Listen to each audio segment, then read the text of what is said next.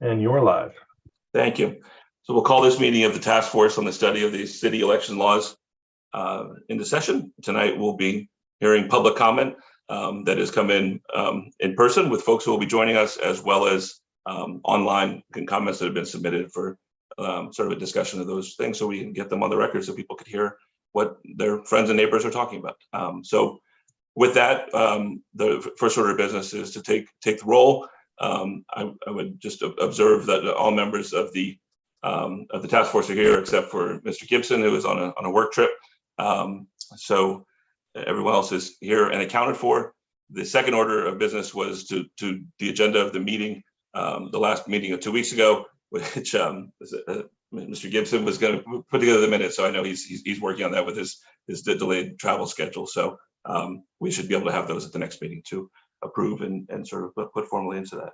So with that, based on how many folks we have join us tonight to hear from, my thought was really, I know there are formal processes in the city for committees and how many minutes are allowed, but assuming that we will not have a lot of folks who register to speak, my sense is to be very lenient on that, and if people really want to sort of talk about a particular issue and get into it, just to sort of give a few minutes of time to do that, and then really encourage everyone on this on this group to basically ask questions and ask them the participants who are bringing forward these their concerns about what's happening with the current state of the elections in the city to be open to sort of some dialogue as a back and forth and questions that might occur to us from the things we've already heard and things that you're thinking about from what they say. So with those sort of caveats, I think we'd be happy to jump in. And it sounds like let's see here,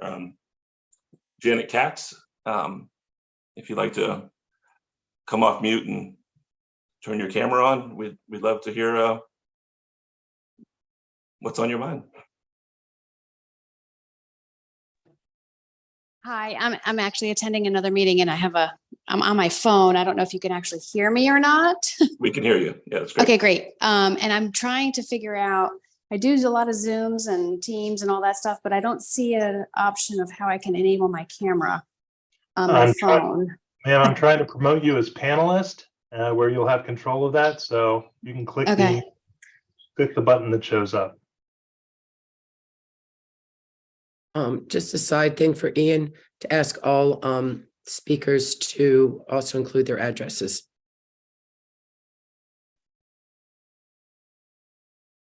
Absolutely. All right. So now that all right. There we go. Great. Okay. So I live at 143 Spa Drive, Annapolis. I'm in Ward 1.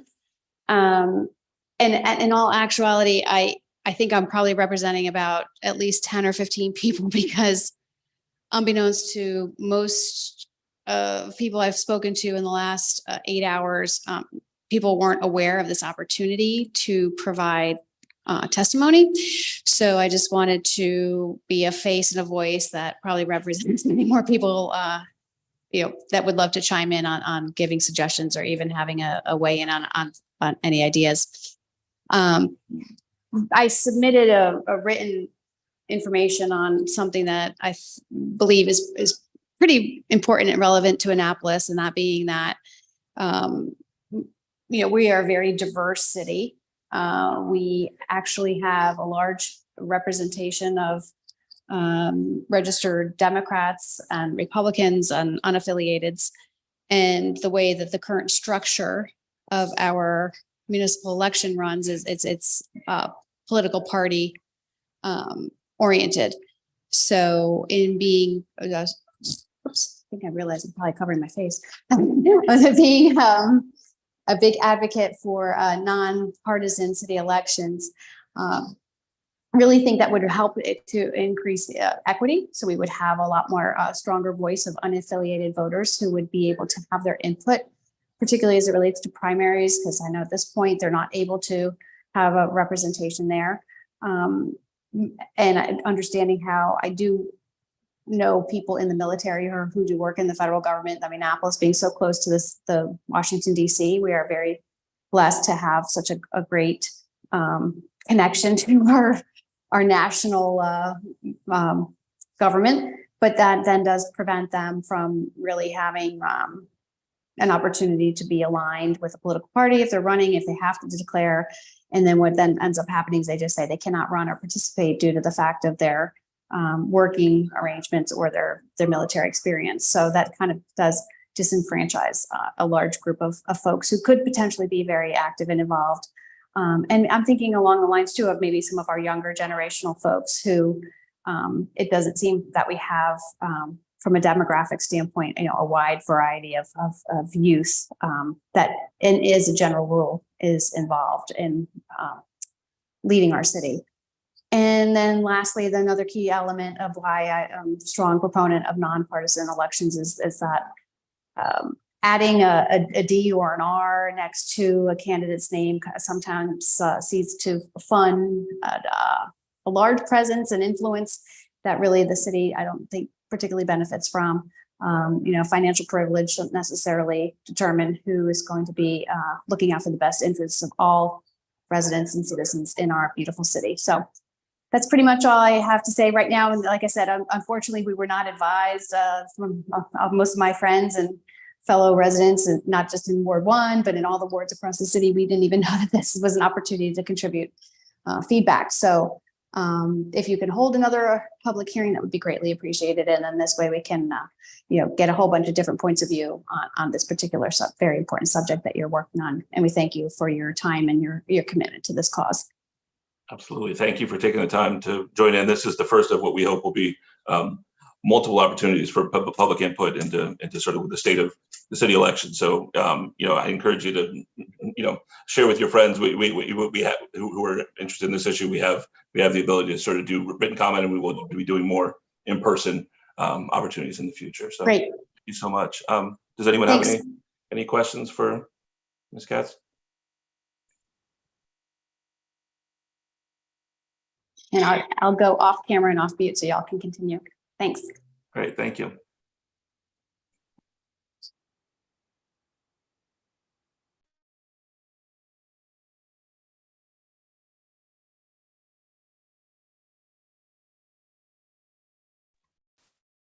Mark? No one else has come in from the public, Mr. Chair.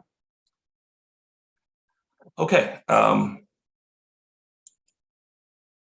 So let's, if you'd like, we can turn to some of the written submissions we received, or would you like to have some discussion about sort of how to proceed tonight?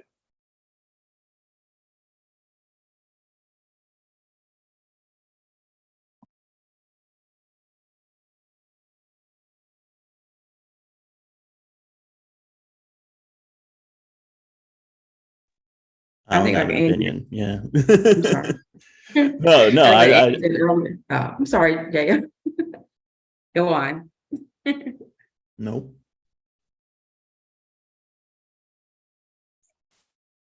What were we gonna say? I was just gonna say, like, I don't have an opinion. We can go through the written stuff real quick. It all seems to either be pretty similar. There do seem to be people that are all for going with the nonpartisan elections, and I think one person who wanted ranked choice voting. But if you want to go through each one of them one at a time, I'm fine for that as well. No, I think I'm just sort of looking at them.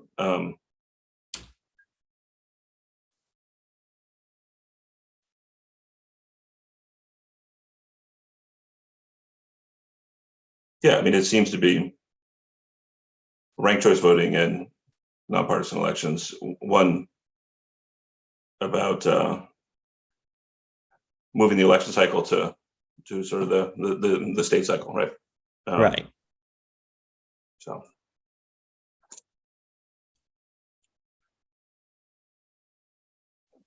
Do we want to talk Jump about in. the merits of those recommendations? Do we want to put, I don't know, how do folks want to approach that? And when I say the merits, I say, like, I guess our views of the merits on whether or not to incorporate them in the final recommendations. Because I definitely think that's something that's when I think about nonpartisan elections, that's something that was recommended by the Board of Supervisors of Elections. It's also obviously there's clearly public support for it. So definitely something that we should probably like seriously consider. And, you know, if we do feel that there's merit to it, I would say I personally do. You know, we make some sort of determination on, okay, we'll include this as one of our recommendations. How would nonpartisan elections work during the primary? Would it be the top 2 vote getters would be in the general, or? We could decide that, right? Or not decide that, excuse me. We could make a recommendation on that, right? I don't think it's cut and dry. Right. Have you, you know, in making that recommendation from the Board of the Supervisors of Elections, have you looked at sort of how it's been implemented elsewhere and what that? Well, the board hasn't made a recommendation on that.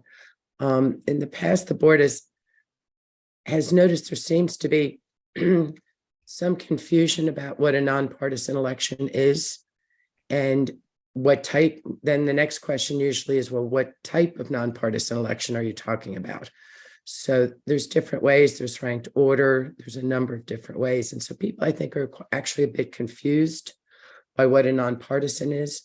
You can also, as mentioned in the before, you can have an open primary, which would allow anybody to vote for anybody. So you still maintain a partisanship in the sense that there's D's and R's and I's, but everybody gets to vote. And I think that has been brought into play in terms of what the state can do if we want to continue having the state run the municipal elections. My understanding, and I think David talked about this, that to have nonpartisan elections run by the state is probably a non-starter, but they might be open to being able to run an open primary. I think that the municipal league would be a very good asset for understanding what's going on in other jurisdictions, other municipalities, because it's changed. Some of the statistics tend to, the same statistics tend to come. Another thing that I think would be worth exploring is the Hatch Act. That's usually used as a reason to have it. The City of Annapolis Office of Law gave a ruling saying that Annapolis appears to qualify as a separate entity. Within the Hatch Act, there is a clause saying that in an area of very high density of federal employees, there can be an exemption, meaning that if you are, say, in the Navy and you want to run for office, that's not necessarily a no. In fact, there have been several people placed on boards and commissions that the Hatch Act has been, not held their way. So I think looking into that and getting a definitive answer, maybe from the federal agency as opposed to just the municipality, would be helpful, because again, I think it's a perception and it may be true, but it may also have other applicabilities because of Annapolis's unique, makeup as far as demographics. Thank you, Eileen. That's a good point about as we're thinking about filling out future meetings, MML. So I'll do that. Faye had her hand up next, then Andrew, and then Jan. Yeah, pretty much some of the things that I was going to mention have already been mentioned.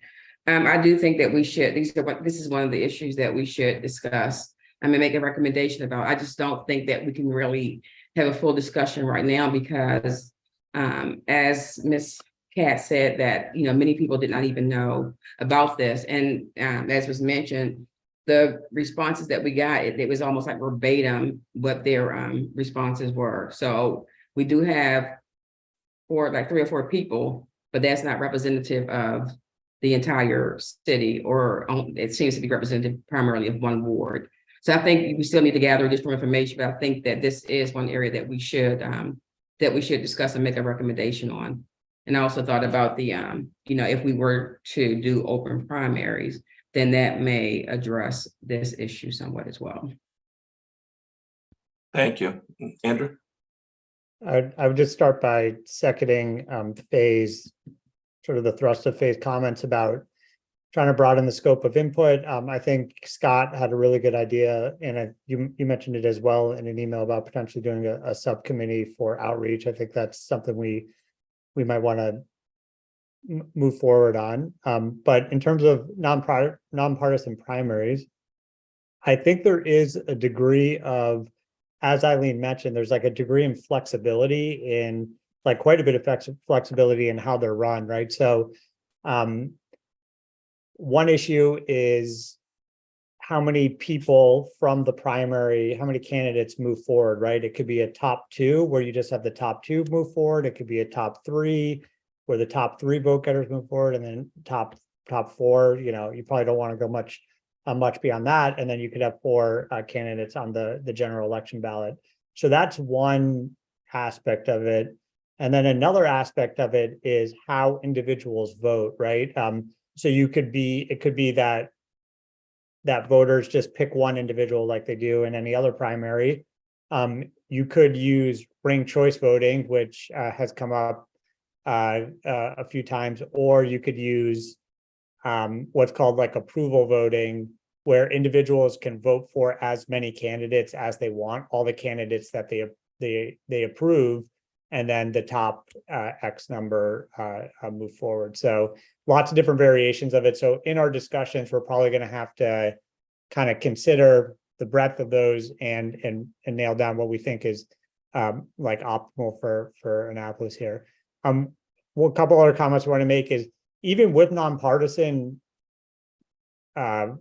primaries, the candidates can still have those R's and D's or unaffiliated next to their name. They just can't be represented, as far as I understand it. This is a bit of a legal issue, so this would have to be cross-checked with the city attorney. But as far as I understand it, they can say, the individual can say, I'm a registered Democrat, but they can't say that they're representing the Democratic Party. Similarly, they would say under their name, registered Republican or unaffiliated, whatever. So there still gives that voters like those information about where the candidates, I guess, political affiliations are, even if they're not representing a party. And I think that's a good thing, right? I think voters having that information is useful.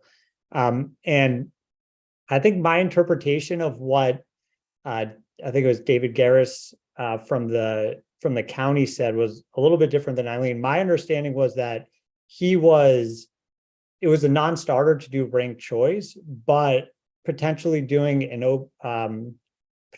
nonpartisan primary was still on the table because it's similar to doing, I think there was down ballot elections like school boards and whatnot, which are nonpartisan. So we would just be doing something similar to that. That's kind of what I saw or what I heard there, but obviously that would have to be something that we'd have to run down with them to confirm. Thank you. JM.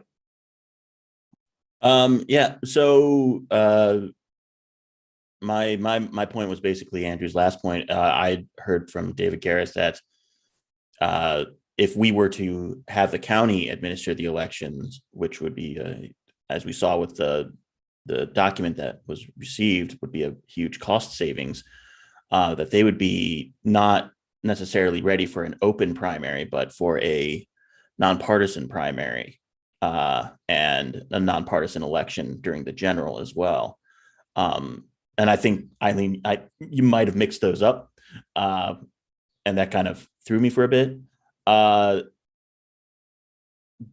it seems like, we can't have, like, if we are to use the county, we can't have like an open primary, but we can have a nonpartisan election, which would mean that there would be ballots for unaffiliated and third-party voters to vote. Which means that there would be a third ballot style for them. Yeah, that's all. I was just literally Andrew's last point. Thank you. Yeah, no, I think that's right. Like within the framework of how they would do it, you would answer some of those questions of how you might try to sort of implement this. But I think that it would probably involve much more. And so I think it's an interesting question about MML and about how other jurisdictions might have moved in this direction. So we can sort of try and get more of that information before we sort of get to a phase where we're trying to figure out what exactly to recommend. Eileen and then JM again.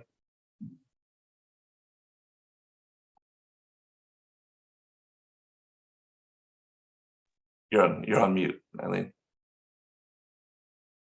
I'm sorry. I'll be happy to check with David Garris again, but my understanding is that the state is not prepared to do any type of nonpartisan elections. The nonpartisan elections have been run locally, but they are, he believes they are open to having an open primary. And the real difference with an open primary has to do with who's doing the voting, not necessarily who's doing the running. So in an open primary, it means that if you are a registered voter and say you're an unaffiliated voter, you can vote. Right now, you can't. Only Dems and Republicans can vote. But any registered voter could go in, and then some places make it so that you have to choose which ballot you want, either a Dem ballot or a Republican ballot. Another option might be just one ballot, and then you get one choice. Or you could set something up where the top two people move on to the general election. Those are, getting into the details. I'll be happy to clarify, and I'm sorry if that was confusing to the rest of the group, but that's been my understanding, that it's a no on nonpartisan, but a maybe on open primary.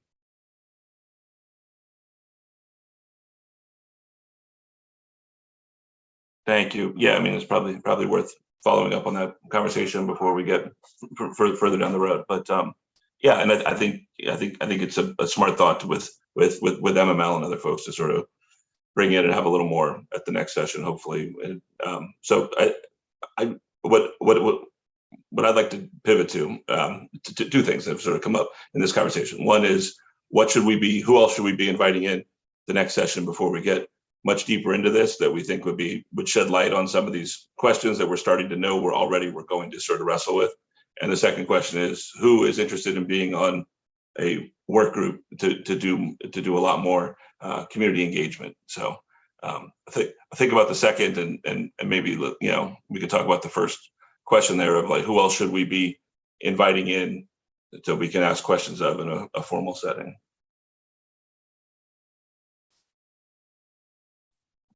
I mean, I'd stick in with this question of nonpartisan primaries and whatnot. There's like a number of, I think we want to be careful about bringing in like national organizations and whatnot, but there are a number of like national organizations, I think that kind of make the case for that. So we could always like hear their pitch and invite them. But I don't know. I don't want to get too. I'm hesitant to be inviting in national organizations to talk to us about this local level issues, and they're going to be seeing it through a national lens, which is not necessarily what we want to be doing here in Annapolis.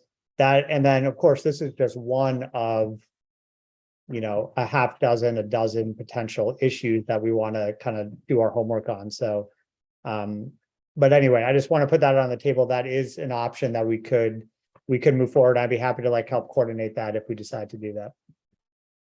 So Andrew, just to clarify, you're saying that, did you just say to invite somebody in that would make the pitch for nonpartisan election? Yeah. So there's like a number of like national organizations that are kind of aimed at their overall goal, their overall mission is to like reduce polarization, right? And they have electoral reform initiatives to do that.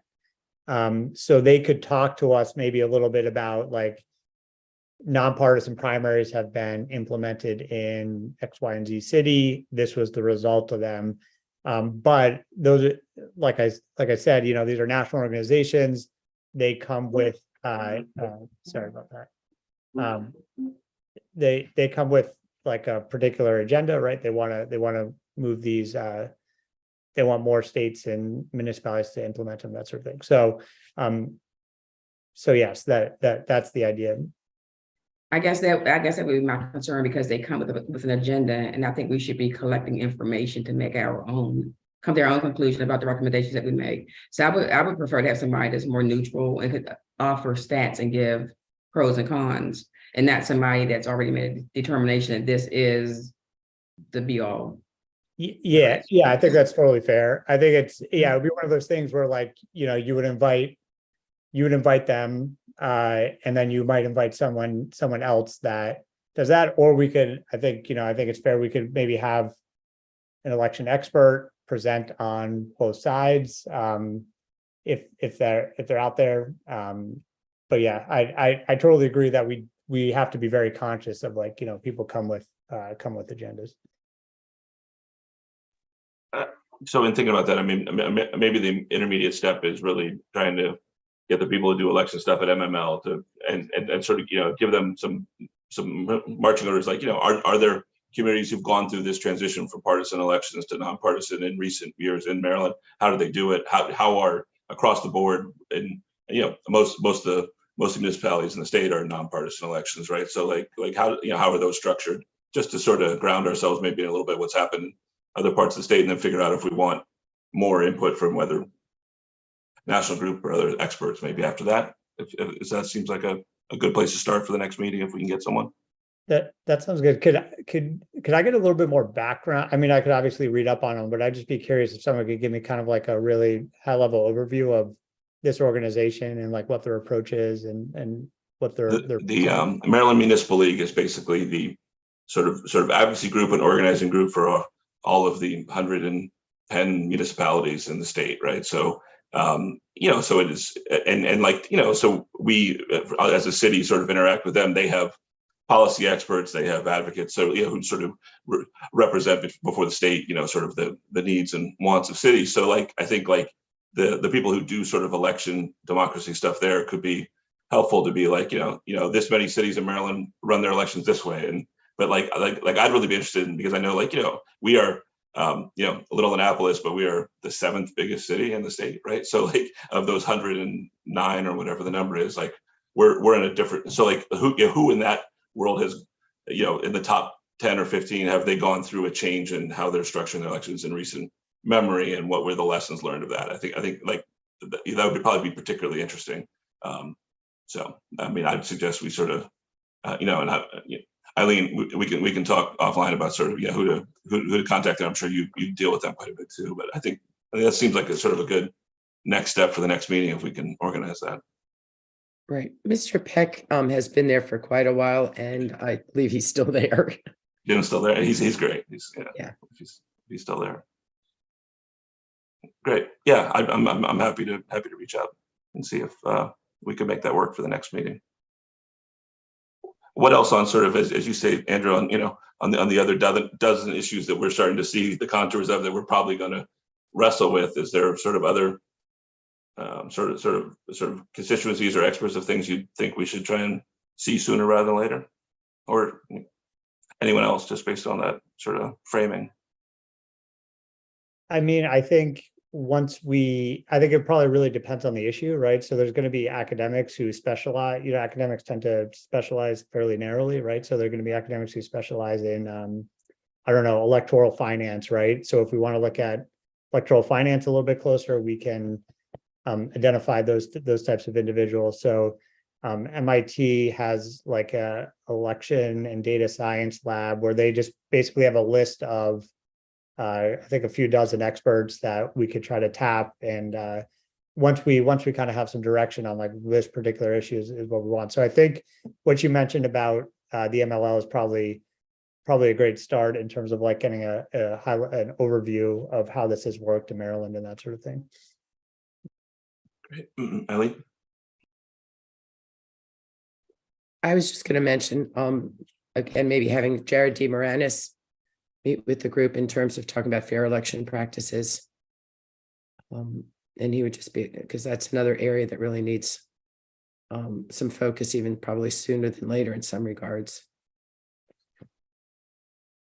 That makes a lot of sense to me.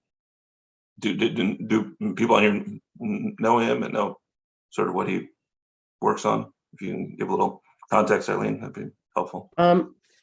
Jared DeMaranis is a director. He's on the state board of, he's an employee of the State Board of Elections. He's not one of the board members, but his office oversees fair election laws. So things like candidacy, contributions, any number of things. He's been a great resource to the Board of Supervisors of Elections in terms of questions, particularly when there's vagueness or lack of direction in our code. He's been helpful in helping us fill in the gaps. A couple of years ago, for instance, he assisted us in putting into code an area of independent expenditures, which was something that the state had done, and they felt strongly that we needed to do. Again, that pointed to the whole area of the impact of the internet and social media. So an independent expenditure is such that when a third party makes a contribution or does some political activity for a candidate, whether the candidate is aware of it or approves it at all. While we didn't have an incident in this election that was tied into it in the 2017 election, if you recall, there was a very negative campaign postcards that were sent out supporting or really going against a candidate, and they were sent out independently of the opposing candidate. Does that make sense? So, but there was nothing to make us say that there was nothing in our code that said you have to report that and you have to, it was looking for where the chain of money was coming from. So that was helpful. But again, they're very much more aware and up to date in terms of how to help manage the money trails, and also help with the candidates understand what they can and cannot use monies for, and what they can and can where they can get monies from. And that has become much more sophisticated given groups like Act Blue and all of that. And we're seeing that at the local level. So it's a good thought. Thank you. Andrew? Yeah, I just wanted to say, I actually, I ran into Jared in like a social capacity last week, and since his name came up in a previous meeting, I mentioned he might hear from us, and he seemed amenable to coming and talking. So yeah, I think he'd be a great person to invite. One other thing I wanted to bring up is just thinking about just encouraging us to be like conscious of our timeline here. So if I understand it, I do think like the deadline for submitting this report, even though we can extend it sounds like, I do think if we want to stick with that, I think it's that six months time frame, it could come up on us like fairly quickly. So we should think about maybe even tonight or next meeting, kind of laying out, working backwards, what our milestones like should be. So we probably want to, for instance, like have a rough draft of the report, maybe a month out before it's due. And then, okay, at this point, this is the point where, we've got our expert input. We need to start debating and kind of honing in on those recommendations. So anyway, I just want to put that, we're obviously not there yet, but I just want to put that on the radar for something that's to be conscious of. That's a very good point. Yeah, thank you. Yeah, like I was, just sort of in looking at the calendar in advance of this meeting, you're like, wow, time is flying. So Eileen, you have something else you want to jump in on? Okay. no, I'm sorry, I forgot to take it down. Okay, that's great. Thank you. That's super helpful. So I think we can. I'll get with Regina and Eileen for our next meeting and see if Jared might be available and Jim Peck from MML might be available, and I think that would probably be helpful on a variety of topics that we're going to dig into to sort of have a little more input. And then I think I'll talk to Regina as well when she's back about that sort of the timing. I mean, obviously we have meetings scheduled out for the full time, but starting to really sort of put that timeline on paper so we can sort of really be aware of it, right? And sort of dig, because like I feel like like to this point, we're like, oh, for the next meeting, we'll schedule this, and the next one, like, right, like, but like, we need to sort of have these sort of things start to align instead of just sort of keep doing them as sort of standalone conversations. So I take that seriously. So if anyone doesn't, if there's no other thoughts on potential folks to bring in the future, I guess the other issue is really like, who do we want to, sort of, who's interested in digging into doing some more of the community engagement and trying to go out and sort of seek more innovative ways to get some input from folks. We have the list of different community organizations and their meeting schedule. I mean, I'm happy to do some of it, but I would love to have a few of us sort of be in a position to take just sort of be able to show up to something and say, I'm volunteering in this role. Here's who I am and why I think it's important. And we'd love to hear from you and sort of be able to push out the ways that people can interact with us in the future. So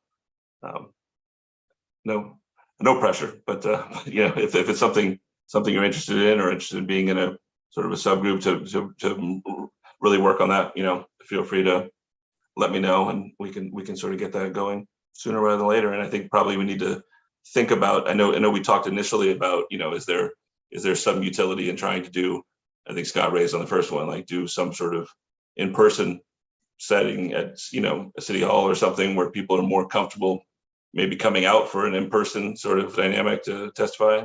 So we would need to sort of get into that if that's available to us or not. But I think I would like to see us try some different stuff to get more public input rather than than what we saw in the run up to this event. JM. So the comment form, is that still running? Are we still going to be accepting comments via the same link and whatnot? I believe so, but Mark, can you speak to that? Is that it wasn't just tied to this particular engagement? It's designed to be. No, my understanding is that the comment form is active as of now. Even people can submit comments during this meeting and afterwards, so it's ongoing. Okay, I would recommend then that we retweet the comment form and maybe with QR codes in different tweets, so people don't get confused. And I don't know if anyone here is on Twitter, but maybe letting our local legislators and our council people know, so they can push that out to their contacts as well. Absolutely. Yeah, I mean, and we had a bunch of the council people actually just tweet about tonight, but it was just in the last day or two. So we should do more of that and earlier. Andrew. Yeah, I think that's something that I agree with, like JM's comment, and I think it's something that subcommittee should work closely with the resources at City Hall to really get a like full scale push, like some sort of like mini marketing campaign, if you will, to get the word out across social media, contacts with all these organizations, that sort of thing. So yeah, I think I would just second what he's saying and suggest that there's close alignment with using the resources of City Hall to get it out there. Yep. Eileen. I was going to say, I believe it's within your purview to go ahead and directly contact anybody on that community list. So it's not something that you have to go through the city, but you might want to, the subcommittee may want to take a look at that list and pick the top 10 and start, especially before the summer really hits in, and just say, for instance, for either Ward 1 or Parole or Eastport, can we be on your next agenda? And just go through it. It's a more expanded list than what the charter review used. What we did was we sent it out to everybody, and to be honest, we got very little feedback in terms of email. It wasn't until we actually made phone calls and talked to the people directly. But I think there's probably, if you could get a handle on 10 of those, it would make a difference, and try to at least get one in every ward. Many of them are home HOAs, and they're not going to necessarily respond. We did not respond. We did not go through churches at the time. You could also contact some of the political groups if you wanted to. And also, I don't know how it would work, excuse me, in terms of asking, because this involves elections, I'm not sure how it would work in terms of asking aldermen to be able to speak at any of their town meetings or whatever they're doing. I don't know how that would work. So that's just some feedback. I mean, I appreciate your time concern, Andrew, and I don't want you guys to be held back. I say go for it. Just start calling people, start emailing people, and get on people's meetings before the summer hits. Thank you. Faye? I was just gonna say that I would be willing to work on that subcommittee. I'll be in LA next week for a couple of weeks, but you can just by phone or email or whatever. But I think that we should, we maybe to reach some people that we don't ordinarily reach through churches or through their resident councils and things like that, so that we can reach as many people as possible. Some of it may be just having a form and taking the form and asking them to fill it out. Some people may not be comfortable talking with you, but they will take a form, and if we get 25% back, that's better than getting nothing back at all. But I'll be willing to work on that.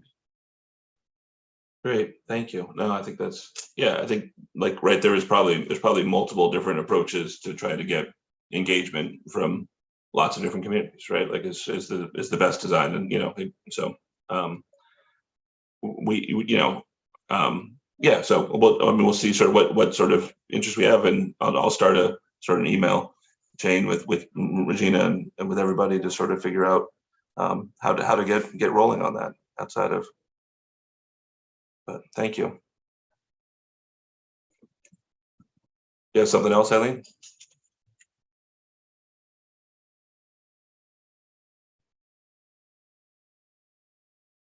Great. Cool. Well, this was an experiment, and thank you all for making the time tonight. We will follow up with sort of some more steps based on people's interest, and have a plan to do a lot more community engagement, as well as those recommendations about who we should try and target for the next meeting. So I have some homework to do with Regina when she's back, and with Eileen, and sort of get all that sort of stuff in motion. So thank you for the input. Mark, do you have anything else for us? I do not, Mr. Chair. Okay. So unless anyone else has any other items they would like to discuss, we could entertain a motion to adjourn. I move to adjourn. Is there a second? Second. Moved and seconded to adjourn. All in favor?